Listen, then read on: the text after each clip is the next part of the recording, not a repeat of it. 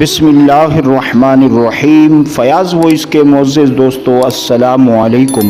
ایک مرتبہ حضرت عیسیٰ علیہ السلام کا ایک بستی سے گزر ہوا جس میں سرسبز و شاداب درخت لہلہا رہے تھے اور صاف ستھرے پانی کے چشمے جاری تھے۔ بستی والوں نے حضرت عیسیٰ علیہ السلام کی تعظیم و توقیر کی اور آپ علیہ السلام کو ان لوگوں پر بڑا تعجب ہوا کہ کس طرح شوق و ذوق سے، شوق و محبت سے عبادت و ریاضت کرتے ہیں۔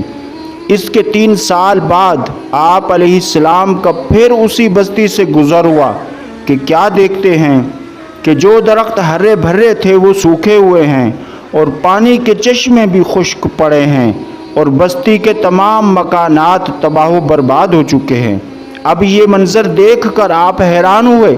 اتنے میں اللہ تعالیٰ نے وحی کی، فرمایا اس بستی کے اجڑنے کی وجہ یہ ہے کہ ایک مرتبہ یہاں سے بے نمازی کا گزر ہوا، اس نے چشمے سے اپنا منہ دھویا جس کی وجہ سے چشمے خشک ہو گئے، درخت سوکھ گئے، گھر ویران ہو گئے۔ پھر فرمایا، اے عیسیٰ علیہ السلام، جب نماز چھوڑ دینا دین کے گر جانے کا سبب بن سکتا ہے تو پھر دنیا کی ویرانی کیوں نہیں ہو سکتی؟ آخر میں دوستو دعا ہے اللہ پاک ہمیں نماز کی پابندی کرنے کی توفیق عطا فرمائے، آمین۔ السلام علیکم ورحمۃ اللہ وبرکاتہ۔